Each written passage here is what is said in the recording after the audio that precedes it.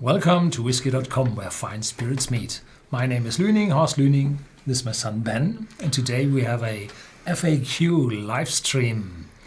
And hopefully we're not too early for wherever people are watching us all over the world. And are there the first questions there? Are the first users there? No, I don't think so. Oh, we can answer a question from the old from the old thing. Someone is asking about was asking about in the German stream about what's happening with the Whisky.de cask or the Whisky.com cask. He's asking about the Whisky Vision TV. Whisky.com Vision TV. I don't know how I branded it. That's not good. And it will be up. It will be back. And it will be back on the 17th of May. And I will mention this again. And there is a German YouTuber called Pat Hawk. And he is now working for the St. Killian Distillery.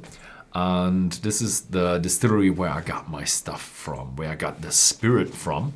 And he will explain something, and we will try on the 17th of May. We will try the cask together with him, and he will rate it, how it matured compared to all the other casks he tried at the distillery. And then we will do a question and answering like we're doing right now. Please write your questions in the chat, and we will answer it. And to say the St. Killian. Yeah, well, this is a German distillery. It's a German distillery. It's located in Hesse, in the Odenwald. Hessia. Yeah. And the guys that fought against the USA in the War of Independence. These are the guys. And they call themselves St. Killian because this was one of the monks, the Celtic monks, which brought the whiskey from Bavaria, where the Celts came from, over to Ireland and Scotland. Yeah. So we're going to do a question and answering on the Whisky.com channel. And then we're going to do another live stream. I think we can just continue with the stream. We'll just make it 2 hours long or longer. And it will then go into a tasting of whiskeys. Again, we have pre-sold them in Germany. Sorry, we can't sell them internationally. And we will try the Turf Dog, which is their raw spirit. Then we have a 1.5-year-old Turf Dog and a 2.5-year-old Turf Dog. And the new sensation, St. Killian whiskey, which is to be released somewhere in May. I think a few days early, a week earlier, something like that. So now I've seen a lot of greetings from all over the world. Thank you very much for joining us from Greece, from Canada, Oregon, Oxford, England, and from everywhere.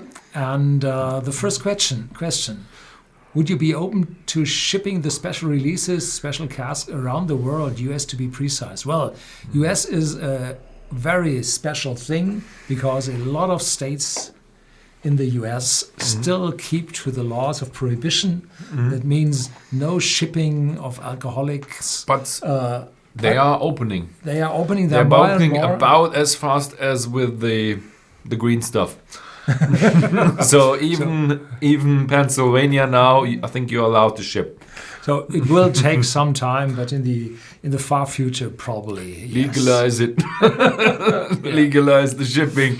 Yeah, I think we will at some point do that because we see that you guys out there would really much enjoy that. So we will at some point be able to do that. Red tape work. Red tape work. You guys know how fun it is to fill out your what you do when you do the taxes and stuff. How do you call that? Doing the taxes, yeah. When you do the taxes, that's about that fun and on a whole new level because you don't have just the normal taxes, but you have the alcohol taxes, which everybody has differently. And then we have VAT, and then we have import tolls and stuff. And So what's the difference between a cask strength whiskey and a non-cask strength whiskey? Well, that's easy. If you pour from the cask directly into the bottle, then it's called cask strength. And all others which are diluted a little bit by water to get a certain percentage of ABV in it, then it's a non-cask strength. That's easy. It's legal to ship to Oregon. Oregon? Isn't Oregon between California and Washington? Yes. Or is that one to the east? No, is West Coast, is California, Oregon, Washington. So it's not one of the square states, I think. Square skate? No. I think you have two square skates. Portland is the main capital or the main city. Portland, Oregon. Yeah, Portland, Oregon. Watching a Netflix series about that. But I just finished it.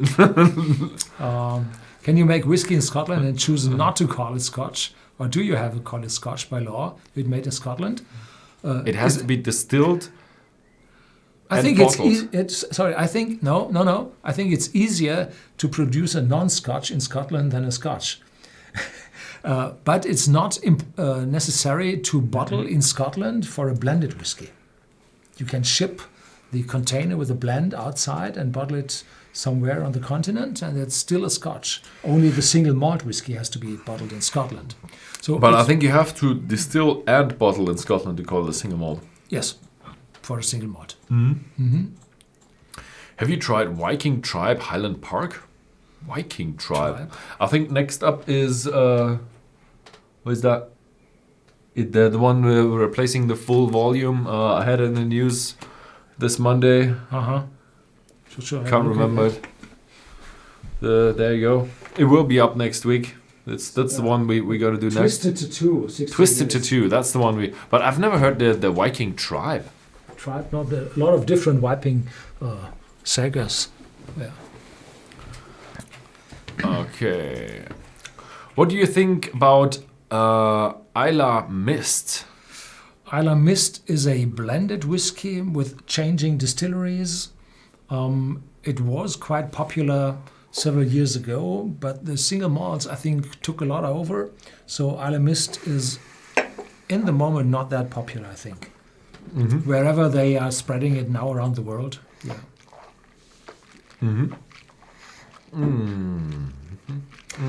Which whiskey would you recommend for me to get started with at home to sip on after work? I just started getting into whiskey. So be careful not to regularly sip whiskey after work, because then you won't be able to finish work without a whiskey afterwards. So it's difficult to have a ritual made out of whiskey sipping. You should only have whiskey if you're in a good mood, if you have to celebrate. And especially if you have friends over. Yeah, that's really good. So sipping regularly in the evening, I don't recommend that. If you do that, you should calculate the whiskey too. I think you had a alcohol calculation video up. Have you done that in English? Yeah, probably. If you regularly sip whiskey, then you should do a calculation just to make sure that you're not getting into alcoholism. There is a way of enjoying your whiskey responsibly. So just make sure you don't sip too much and it doesn't get you don't get addicted to it. Yeah. And otherwise, what was the easy starting whiskey? I would say I would recommend something like Balvenie. 12 years old. Or Macallan. 12 years old. 12 years old. And I like the Craigenmore. 12 years old. And then you should definitely have one of those hefty, stinky, peaty whiskies like Lagavulin or Ardbeg or Lefroy. You should have one of those once. That that's fantastic, or that's the opposite of that. I would start with an easy one, like we just mentioned, and then work yourself up to the heavier ones. If you like the American stuff, you like it really sweet, then I can advise you to have a bit of a Maker's Mark, a bit of a Woodford, And if you then like it really like spicy, hefty, then you go to the rye stuff. The Jim Beam rye is one of the entry price levels. If you like a bit more, then go to Knob Creek rye. The 1776 rye is pretty hefty. That's pretty hefty for a beginner. For roses is quite nice as well. So more whiskey distilleries equals lower prices. Well, that depends. If the market is booming, more whiskey distilleries will follow the prices given by the major players. You have to have more to offer than people take. So upcoming recessions will lower the prices. Yeah, definitely. I think there are a lot of whiskey distilleries coming up. It's kind of a regular segment on Whisky.com news, and we see a lot of whiskey distilleries being built, small and big, and we will have a bit of a production in the future. Depends on if we have a short recession and a boom afterwards again, then maybe the demand sticks up. So I'm not sure. So people are talking in Scotland about that 24 distilleries are showing up very soon with single malt whiskies, and half of them will not survive. Similar question. Do you think Japanese whiskey prices will fall? Not that much. Not quite. The thing is, I really don't get how they get such high prices, because yes, they are in demand now, but they're not that much in demand. And if you look at the Miyagikyu distillery, if you look at the what was it, not Hakushu, the other one, Suntory Yamasaki, and if you look at the Kirin distillery, Fuji Gontemba, they have massive column stills. They are as massive. If you look at a Kirin distillery, it's comparable, not that comparable, but a little bit smaller than, let's say, Jim Beam. So where does all that stuff go to? Yeah, to the blend inside Japan. So are they drinking whiskey like water? Yeah. I should have gone into one of these bunny bars, but the thing is that the language barrier is just so big. Yeah. You just can't talk to people. Why is Glenfarclas 25 so much cheaper than the 25-year-old peers? Well, that is because Glenfarclas is a privately owned company. So it's a family business. And this means that they were not in the economic cycles. They were able to produce continuously their whiskey. And 25 years ago, they produced enough whiskey, and they were able to keep that stuff for the mass market, and therefore they have enough to keep the prices low. But we've seen in the past that the prices have risen as well. Not that steep as others, but the 30-year, 40-year, 50-year-old Glenfarclas, they rose in price very much. So that was extreme, but they are still cheaper than their peers. Yeah. What kind of reputation does bourbon have in Germany? Depends. First of all, most of the Germans consider Jack Daniels as a bourbon, which it is not. It's a Tennessee whiskey. And so if you have, let's say, a supermarket whiskey or a gas station whiskey where you have Jack Daniels, Jim Beam, then they are regarded in the wider public as cheap whiskeys. If you then look into the let's say the expert side, then there are a lot of people who don't like it because it's just too sweet for them. So they're really missing out in the medium bit. We don't have they're not that many people who like the whiskey, who are just a bit into whiskey, the advanced beginners that like a Maker's Mark and that kind of stuff. And most of the experts just raise their nose and like, oh, it's far too sweet, and you have that glue flavor in there. Somehow there's that rumor. Those aldehydes. That you have that really hard glue flavor in there. Yes, you do have a bit of a I wouldn't call it glue. I would say like a little bit of an alcoholic note in there, which you don't have within an older whiskey. And because the Americans whiskey tend to be a bit younger, they have more of an alcoholic note as the Scotch whiskies. So in the expert cycle, they look a bit down on the American whiskey. But I think the American whiskey is working up with stuff like this here. No glue flavor in there, but it's very expensive. Yeah, probably much more here on the continent in Europe than the US. Probably. And the mixology scene, the bartenders, they really do love the rye, because you have that flavor of rye that is very unique and very, very interesting for every mixologist, for every bartender to say, I want to give my drink, my flavor, a bit of a character that is a bit of a spicy and a bit more umami, a bit more oomph in it. So the bartenders really do love the rye. Should Conor McGregor drink less whiskey? I have no idea how much he's drinking. I think he got arrested. For drinking? No, I think violence in general. I don't know. I have not read it. I think it was something like Miami got arrested. And I was like, nope, not clicking that. Not clicking that. When will you buy a cask from a distillery and bottle it cask strength? Well, we do a lot of that.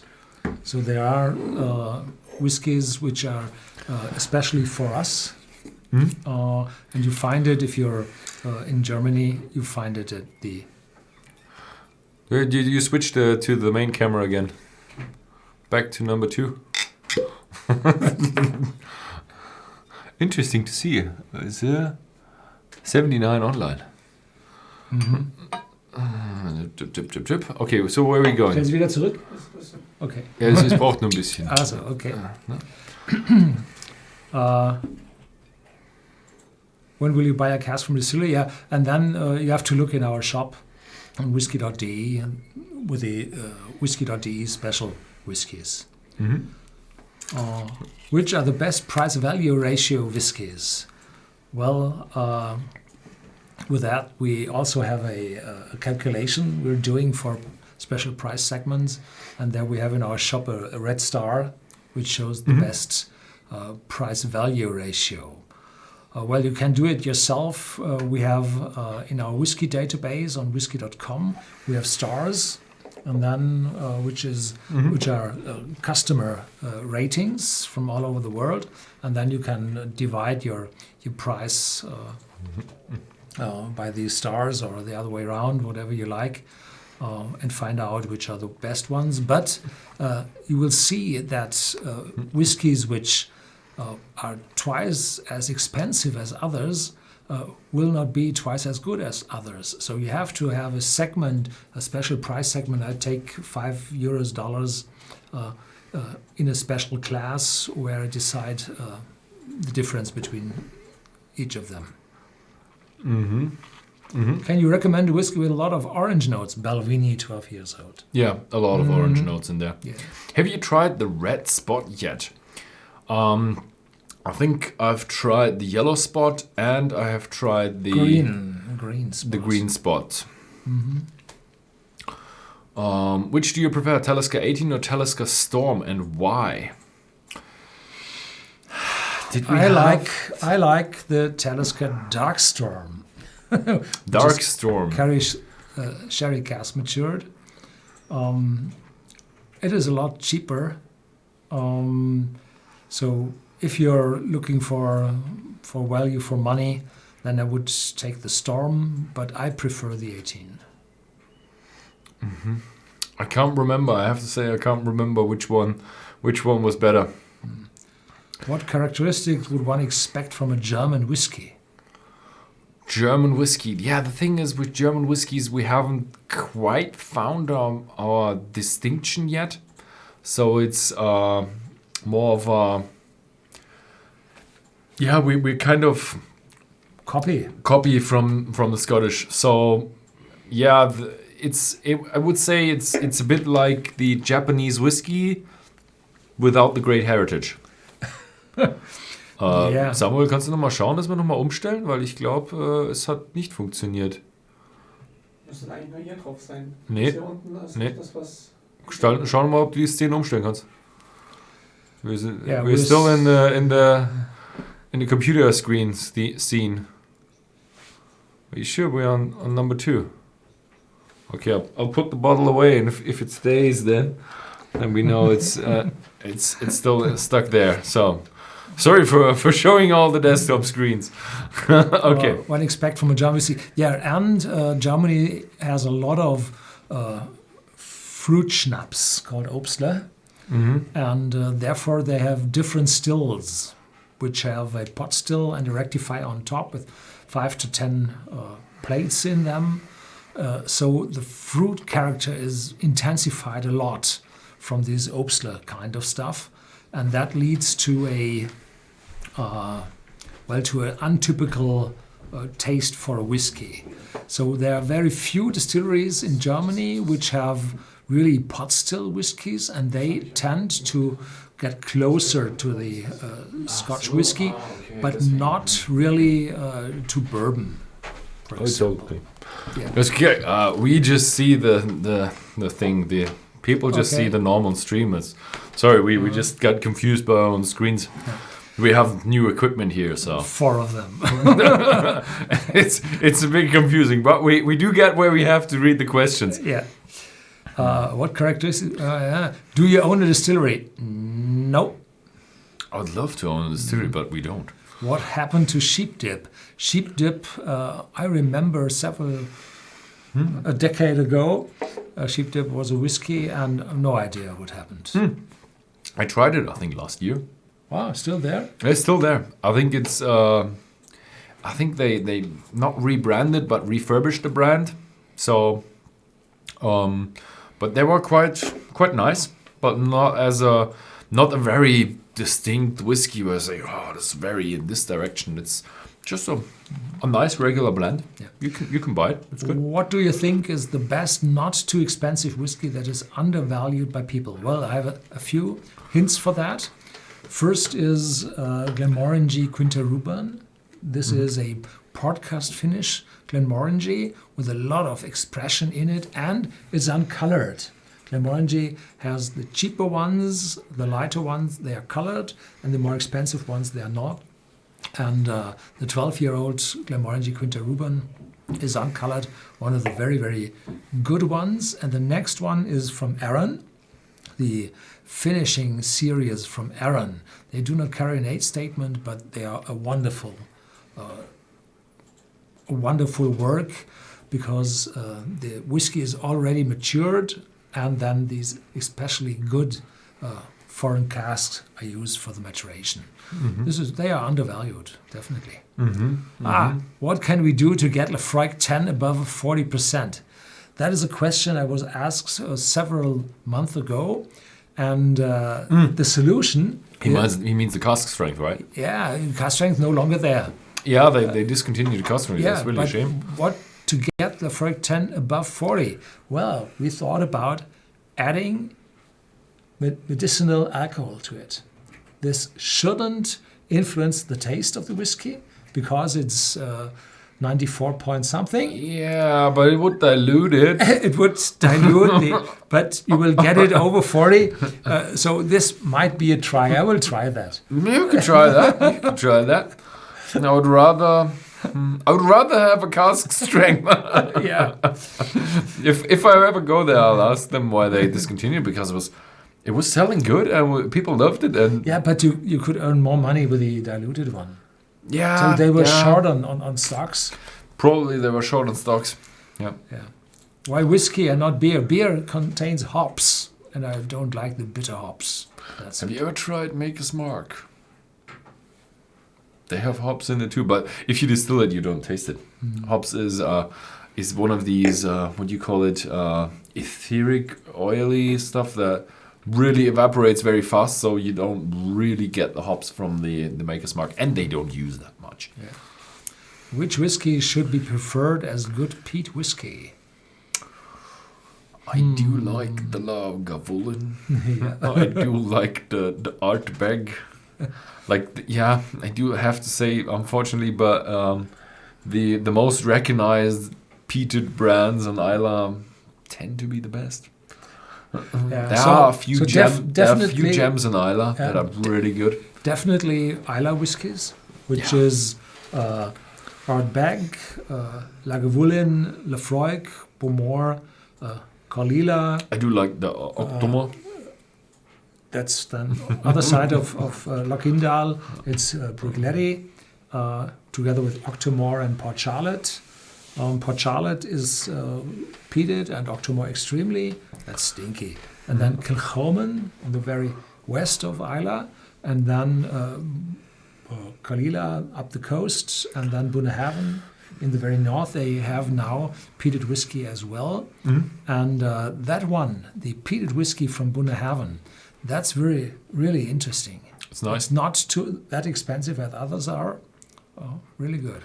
Yeah, so I would recommend the Lagavulin. It's just a classic. Yeah, 16 years old. What gives Talisker is the distinctive flavor of chili catch?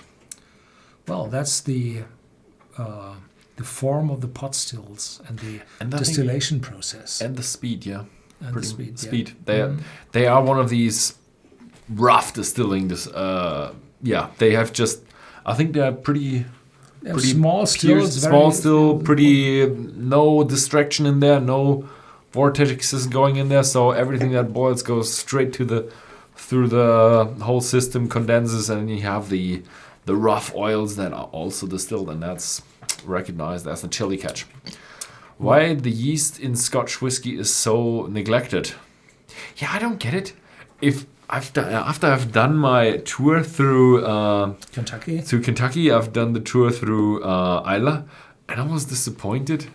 All the Americans were like, "We were so proud of our yeast grown 600 years ago." Not 600 years ago, but 100 years ago when the distillery was founded, and we still keep it in this jug. And it's like a really old rusty jug with a little twirly thing on top. Like, okay, and we have, and then at Four Roses we have two kinds of yeast and 5 mash bills, and the others we have a laboratory and we keep it clean and no mutation going on at our place. And so there is some, in Scotland it was like, yeah, you have this bag of yeast and you drop it in. Why? To tell a few things. So the yeast in the bourbon. Well, some distillers were able to rescue their yeast over the Prohibition period, but in that time, extreme cooling wasn't available. You had to buy a block of ice in the city. Yeah, and the Iceman was coming, so it was quite difficult to keep that yeast. So a lot of yeast that's a myth that it's the old yeast. They isolated new yeast, compared the taste and said, well, this is close enough. Yeah. Some may have the old yeast, but then go over to Scotland.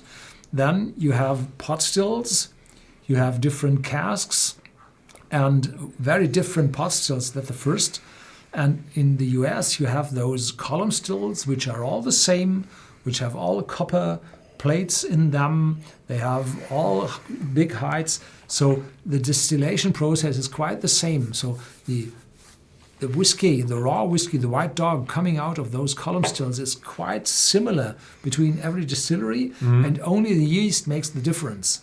And in Scotland, the pot stills are so different that the yeast does not count that much. And they are just looking after different yeasts. There is a baker's yeast, which acts very fast, and a brewer's yeast, which goes higher up in alcohol.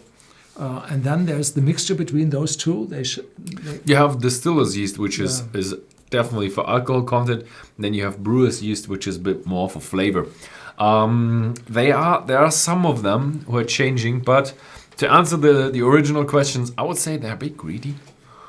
They have a very expensive process with their pot stills compared to the Americans, so they are a bit greedy on the because I've talked to them and they really look at yield. They really look at yield. If you have the Americans, they have such huge fermenters. They can take a bit more time and have 1% more than. So I would say they're a bit more greedy, but it comes more down to the yeast. So there's a bit more focus on how the stuff is produced. So I think we will see more about yeast variation in the future. Yeah. Next one is for you. I am from India, Kerala. What about Amrut Distillery and its single malt whiskey, Amrut Fusion? I think I've tried the Fusion. It was quite cool. You visited Amrut. I visited Amrut. There's a video online? There's a video online, and it's pretty nice there. The thing is, Amrut was the one in Bangalore. And Bangalore, the taxi driver told me he was so proud, and I was like, we have a new waste disposal system. There's a garbage truck coming every day. I was like, okay, cool. Yeah, since when? Like, yeah, for a month now. Like, wait, what did you do before? Like, Bangalore is a huge city, and it's hot. It's so hot there, and that makes the whiskey pretty different.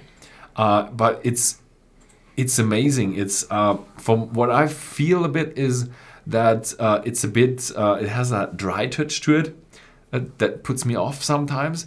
But I love it. I love the much different taste. It's undescribable. It's very intense, even more intense than the bourbon because of the casks. But they don't do the corn, so it's a strange combination of facts for Amrut. Do I have one back there? I have another Indian whiskey. And the Amrut Fusion, isn't it made with Scottish malt? The Amrut Fusion is, I think, the one with the that's not that highly peated. It's the Yeah, but the Fusion was, I think, a it fusion has a little bit of peat content in there. between the Scotch barley and the Indian. I think they have old Scotch barley. No. Now the peated one is all Scotch, and the non-peated is all Indian. It's Okay. from Punjab and what's the other? The other one next to Punjab, that region. And hopefully the Punjab region is not getting dragged into the Kashmir region thing that's going on. Can you recommend some good Polish whiskey? I thought it was called vodka. Sorry about that joke. I have no idea about I have Polish not had whiskey. a Polish whiskey yet, but we have to have a look at it. I'd like to go to Poland one day. Guys, anything interesting from Canadian whiskey? You're doing the news job. There's a cannabis whiskey coming up. April Fool video. Yeah, I've done the April Fools. What was the question about the Canadian? Guys, Interesting. anything interesting from Canadian whiskey? Canadian whiskey is written without the E in front of the Y. Some of them. Most of them. Most of them. Oh, and most of them? Most of them, yeah.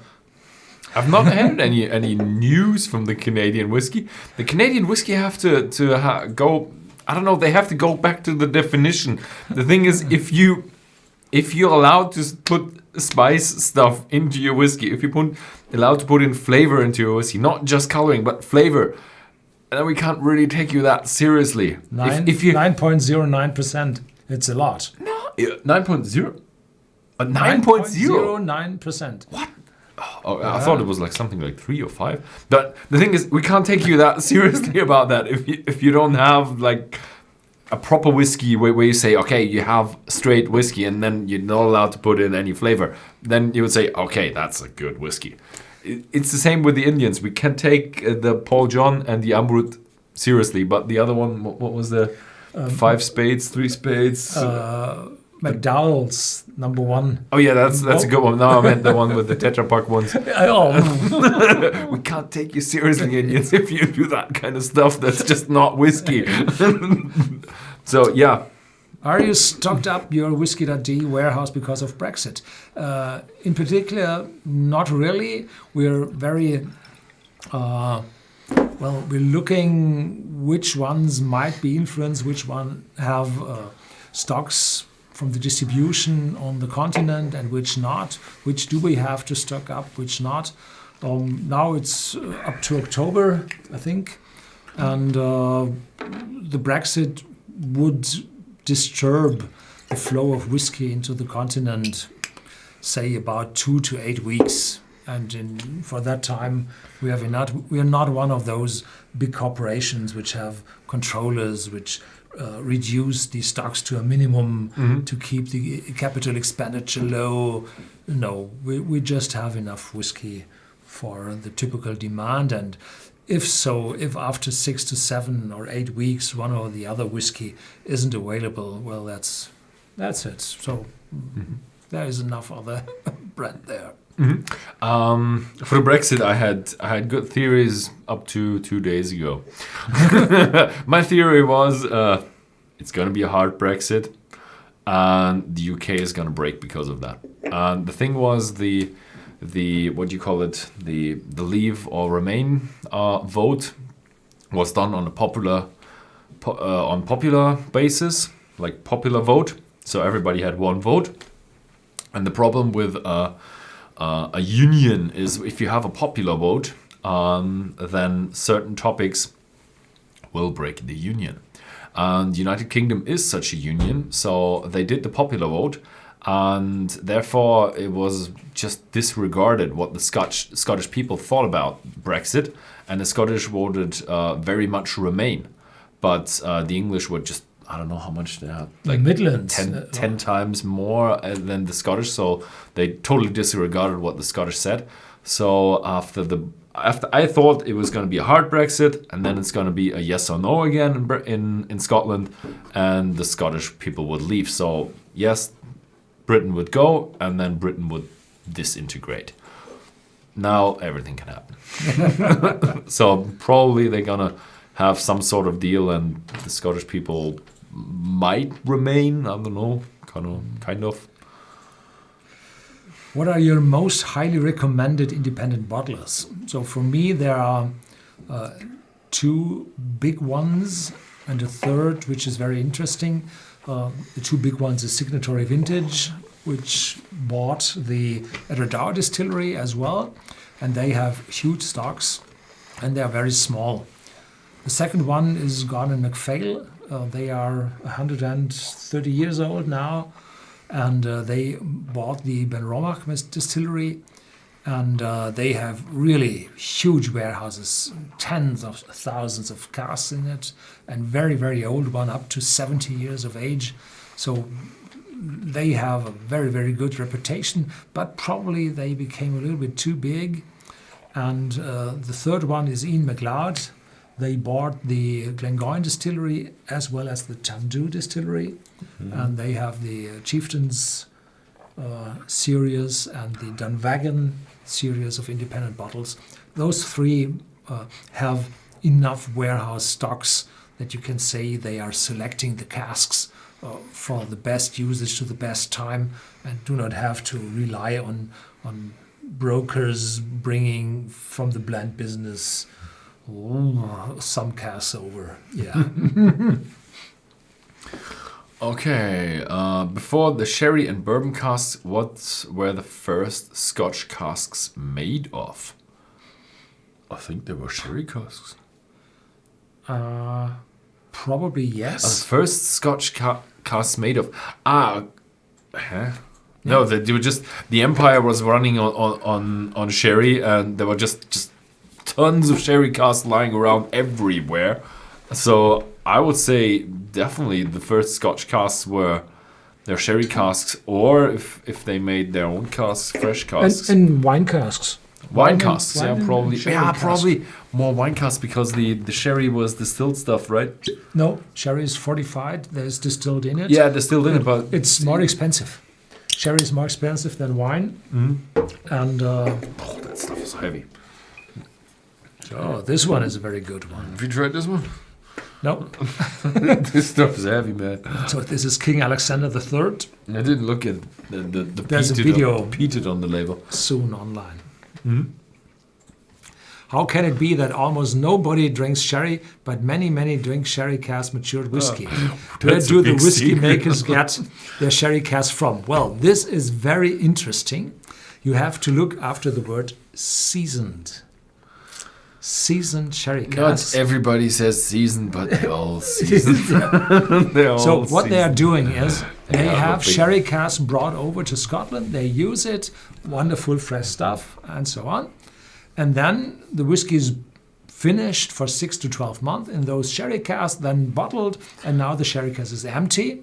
And what to do with it? Well, refill it with sherry. In Scotland, it's not forbidden. I think most of the distilleries will just go to the next supermarket, buy all the No, they get it cheap They from get it down there, from down probably there. with the first cask. And then after some 8 to 12 to 16 weeks, you pour the sherry out, fill the whiskey in, and pour it in the next cast. and put it in the next, and so on. And it would be very, very interesting to taste that sherry after 10 cycles or so. How much will that sherry attract? So That it would was be very probably a interesting. really, really oaky cherry. I'd really love to try it. The thing is, after 20 cycles, is it gone? Because you probably have to add stuff when you empty it. There's something soaked in the staves. Maybe you didn't fully empty it. There's some drops left in there, so you always get less sherry for the next cast. So you always have to add some. You add, yeah. So it's not This going is to a be a. huge operation. So you can add a full sherry cask to the batch. I've never seen No, that's kept sherry secrets. cask seasoning. No. I've seen the caramel color standing around. I've seen that, but I've not seen the seasoning. Do you think Highland Park is as good now as it used to be? Keep up the good work. Yes, I think Highland Park is as good now as it used to be. There had been a time in between where it was quite difficult and they stopped producing the 18-year-old. There was the time when stocks were so low, but in the meantime, stocks grew again. And today, I think the Highland Park is quite good and well on top, but prices rose a lot. So what you today pay for a 15 or 17-year-old special bottling is incredible. Yeah, they have the name, and they are owned by the Eddington Group, and the Eddington Group is owned by the Robertson Trust, and the Robertson Trust gives out grants for students and for school, for higher education at school. And so there's no profit made with Highland Park, as well with Macallan, which is also owned by the Eddington Group and the Robertson Trust. So there you are drinking for a good reason. Yeah. Which one did you take? The first one or all of them? That was the first one. Hi guys, do you know if Highland Park is gonna clean up their range at some time? It's getting quite confusing. Yeah, they do have these limited edition, which are not that limited, with what's coming up, the Twisted Tattoo, and before they had Viking Pride. I think they have one of them who's cycling every year, and it's getting more and more. And they have these series about their gods and the elements and that kind of stuff. And the fighters. And the fighters. And warriors. the thing on full volume, which is kind of a heavy metal thing or something like that. Yeah, it is going to get confusing, but just the 12, 18, that's I think the good they stuff. keep to that because But this what I like makes it different, different to others. Yeah, what I like is that they bring out one of these new whiskies like the Full Volume or the Twisted Tattoo or Viking Pride or Fire and Ice and that kind of stuff, and they add the age statements. It's not just one of these new. They're gonna sell it with marketing, but it's like, okay, you have the ice. Okay, one of the marketing. 17 years, seriously? Okay, yeah. Yeah, Looks but like good look stuff. at the price. Yeah. 300 something.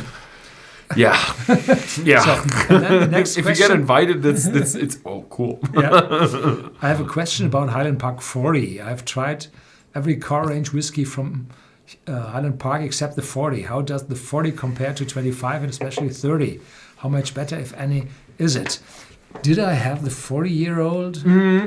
We had it, yes. But it wasn't that... I think you still have it at home somewhere. I think you kept it. I've seen it at the stairs down to the cellar. The 25 is especially good. The 30 is even a little bit better. And with the 40 years old, I do not have that remembrance about that. I think I have the remembrance that it was awesome, but I don't have the comparison to the 20 and the 30.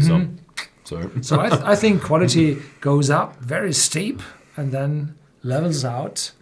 The 30 is better than the 25, the 40 is better than the 30, but it's not rising that extremely as typical for those expensive goods. it was not quite as good as what was the Black Bomber, but it was a very, very fine whiskey. What was it? The 40 was in the 4 digits as well, right? Yeah. So it's What does lags mean? We were enough into Highland Park. What does lags mean on a whiskey glass? Well, this is some myth and some truth. Whiskey is a mixture from alcohol and water, ethanol and water, and between 43 and 46% ABV, the viscosity of this mixture is maximized. So if you have a whiskey in between, you see a lot of lags. This one hasn't that many.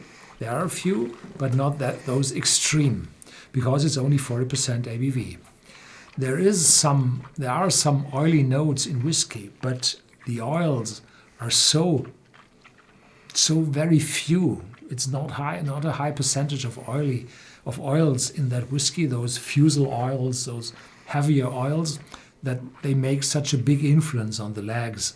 There is some influence from the oils, but not that hefty. So most of the lags are coming from the mixture of the alcohol and the water in the whiskey, so that the viscosity is high, and with that high viscosity, you get those lags. Mm-hmm. That's it. Mm-hmm. There's Whiskey Jason there. Isn't Whiskey Jason?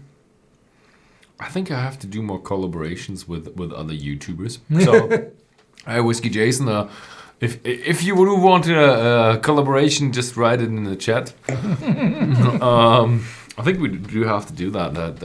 There's a big community starting up with whiskey YouTubers, and I do love that, because we see that the whiskey community is getting into the 21st century, and it's nice. I have to say, we are kind of on the side, like you have other YouTubers like Ralphie or something. He's like big in the middle. He's independent, and that's the spirit of YouTube. You have an independent guy who can tell you anything, because we're always a bit biased, because we do sell that stuff, and we do have our own rules. Like, we don't give out the ratings. We say this one is a 35 or this one is a 85 or something like that, because we sell that stuff, and that would be unfair to the sellers. And a few videos, we do have some contracts with the sellers, like the live tastings. We do say, okay, let's do a live tasting together. Can you give us material like pictures and that kind of stuff, or something like that? And so we are not independent. Just always keep that in mind. We got to tell you the truth as much as possible, but we're gonna leave out some stuff. Yeah, and we never compare. That. In a tasting, a whiskey from one distiller with another. This stream is pretty nice, because you can say all the names. Yes. We don't even say the names if we have a Dalmor on there, and we don't say, hey, the Glenmorangie is very near to it, and we don't say that in the Dalmor video, because it's all about Dalmor. Yeah. But other YouTubers like, oh, he said I would. Okay, cool. Other YouTubers who are independent, who can really do that, but we can't. Yeah. So we have what do you call it? A special position with us. You do get a lot more videos, because we just arrange with the videos with the bottles. Yeah. Do you think adding color to E150 to whiskey is sometimes deceiving into thinking good casks are involved in the making of expensive whiskey? Well, there are 3 kinds of adding E150. First is, you write it on the bottle and you do not add it. This is this is This is a misunderstanding type of This stuff. is completely confusing in Scotland. If you ship whiskey to Denmark and to Germany, you get have the to sticker. add this sticker. They don't understand the foreign language. Mit Farbstoff. Yes. So Whatever that whatever means. that It's means. for Germany. It's for Germany. So this is the first. There are some out there. I've seen several Macallan whiskies I've been saying at some American distilleries as well. Yeah. It's like, wait, you do a bourbon, you do not do coloring, and it's like, yeah, it's the German sticker, but it says with coloring. Oh, we don't do coloring. You're like, yeah, why do you write it in your bottle? It's for Germany. Like what? No. So I think I've changed one of them Yeah. when I was over German there. language not that easy. So the second is you have batches of whiskey which change in color regarding the special cask they use. So some are lighter, some are darker, and then people say, I would like to have a darker one, please. And others got a lighter one and said, well, this must be bad. I will go to the shop and give it back. So this is just to flatten out the differences in color. So this is, I think, the right thing to do for the sake of the people. And then there are those who add a lot of those colors to mimicry a better one. So this is not to prefer, but I've seen that very seldom. You most often find that in cheap supermarket whiskies, which should look a little bit brownish, but they are 10 times used. You also find it in Indian whiskey, except Paul John's and Amrut. And I think there's another one, but if you have any of the Indian whiskies which are really really cheap, then you have just new make spirit with color. Yeah. So that's the really bad types you talked about. Cheers from Portugal. Some opinions from the recently Beam Suntory bought Spanish DYC single malts. What's the DYC single malt? I've never heard about that. So Beam Suntory bought several distilleries. So they bought Jim Beam. So they buy together some very big operations. I think they try to get the biggest one in the world in distilled spirits. I have a question. Now in 2019, do you suggest that any certain bottles on market will be collectible or worth putting away for years to enjoy later? There's one distillery to recommend that is definitely going up in price, and that's Port Ellen. So joke. yeah, but the thing is, if you want to buy a Port Ellen, it's just not achievable. It's just too expensive. But Port Ellen is coming up, and from 2020 on, there will be a young Port Ellen again. Yeah, they will distill, but They distill. when they will sell, no one knows. Yeah. No, they will come. Oh, what was it? They will go into operation 2019 now. No. This year.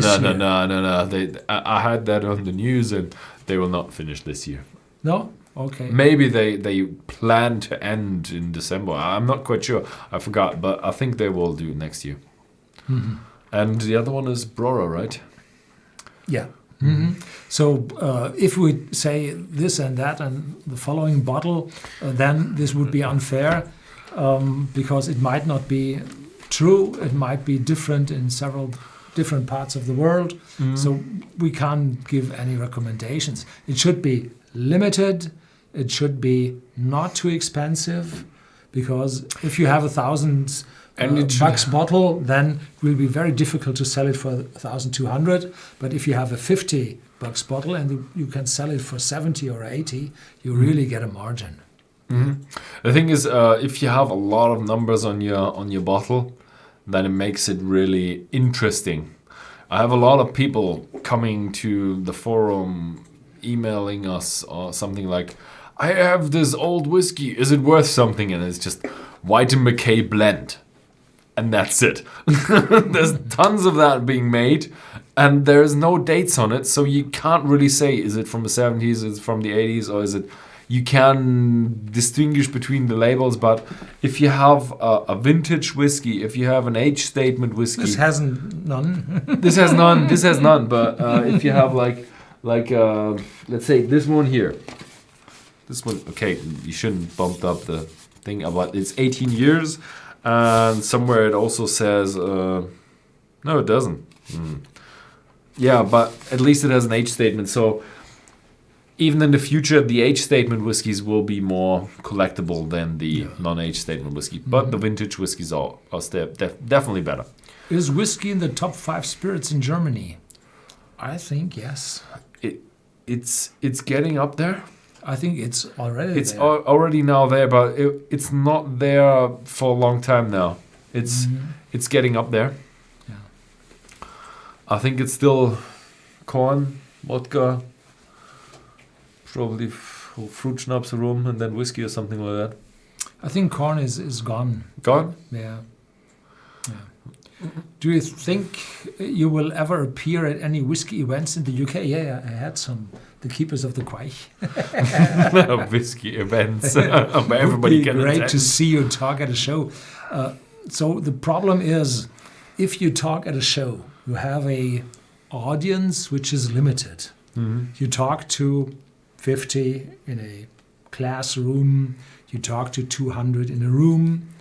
But if we are doing a show here on YouTube, if we're doing a whiskey tasting, we have thousands of visitors. So for every event where you can see us in reality, It's getting cold in here. yeah, seen in reality, you can have tens of the amount of people seeing you on a live stream like this one, where you can ask questions. So this is modern times. This is getting more and more virtual, but addressing more and more people. And I think that is more important than to see someone in reality. So I'm not, I have no makeup. I'm talking the normal way. So seeing me is quite the same as here. Not in 3D, probably sometime in the future. We could arrange that, but I don't think You can it's what smell people on want your to see. whiskey, better not to smell on me. Yeah, It was quite hot in here. I would love to do smell-o-vision. Smell-o-vision would be the most awesome thing. I would totally get onto smell-o-vision. But I've tried the 360 one and not worth the hassle. We haven't tried the 3D yet. I don't think it's worth the hassle. We've done the live, and I think the live is awesome because you just feel like you're getting much more closer to the audience. But yeah, the last thing I would try out was smell-o-vision.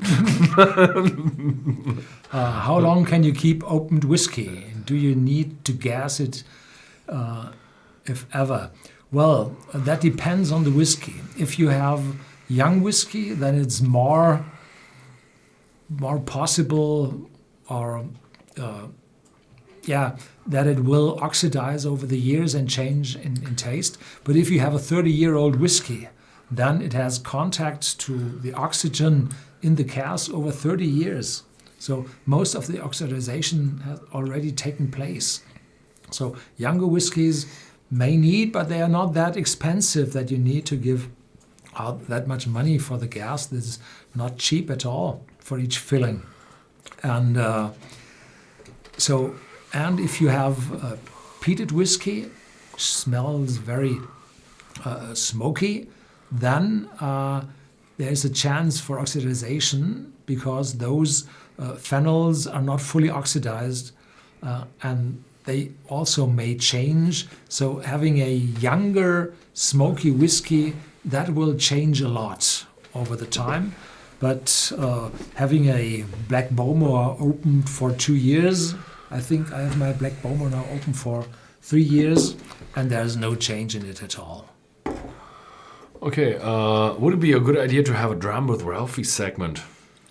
I have to say I have not seen his segment. Is it a new format on the Ralphie channel? It sounds like he's inviting some guys. I've tried to invite some people over to the channel. I think you've seen my my, what was it, Glenfiddich video with, I think, was it Fire and Cane? No, the Winter Storm. Yeah, the Winter Storm. It's really a hassle to get these people over.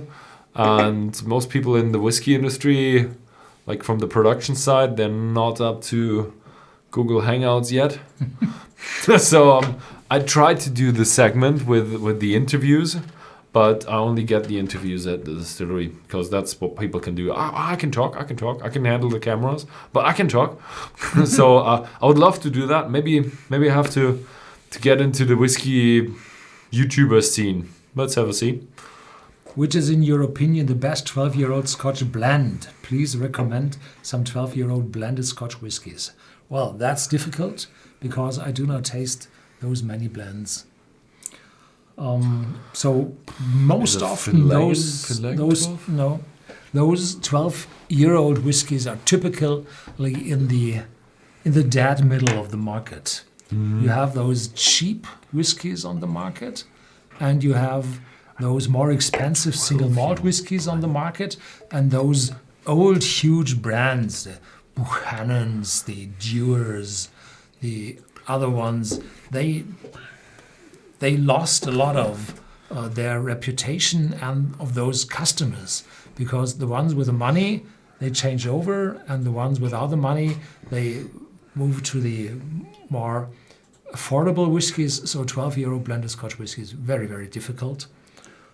I tasted the Johnny Walker Black 12 years old in comparison with the Double Wood, and I had to say the Double Wood without an age statement was better than the 12-year-old. The Dewar's 12-year-old was very good, but the Dewar's Signature without an age statement was better. Mm-hmm. So the old 12 years old, it's quite difficult with that. Mm-hmm. Mm. I think you took all the blends. Didn't do the blends yet. Yeah. The next we skip. Okay. I think we're pretty much done. We're at 1 hour mark. Yep. So want to use that time a bit to do a bit of advertisement, because we're gonna have another live stream on the I think it's the 17th of May, and it's gonna be. It's not going to be at 1900. It's going to be, I think, at 2100. And it's going to be another Whiskey Vision TV. So that's the cask I'm storing over there. And we're going to have a try at the cask and how it matured. And for that, we're going to invite a German whiskey YouTuber. It's going to be Pat Hawk. And he is now working for St. Killian. And the stuff inside the cask is from St. Killian, so he's gonna be able to compare that to his 1.5-year-old casks, and then we're gonna have a bit of a Q&A, so you can ask Pat Hawk, if you know him, a few questions if you want to. We're gonna have a lovely chat, and after that we're gonna have 4 whiskies from his distillery. We're gonna have his peated spirit called the Turf Dog, and then we're gonna have a 1.5-year-old, and we're gonna have a 2.5-year-old, and we're gonna have a single malt, which this distillery does not have yet. So, and before you leave, please remember to give us a thumbs up. Oh yeah, very that'd be important nice. to spread that video here. And we are nearly at 100 viewers. We were nearly at 100 viewers. Yeah. Mm-hmm. So yeah, we are growing a little bit on this channel. Thank you very much for watching. Yeah, thank you very much. I'd really love to have the people on the other side also to have the whiskies that we're trying, because that would make it much, much more interesting. But yeah, we're gonna have to solve the red tape somewhere in the future. Yeah, thank you very much for watching, and see you next time.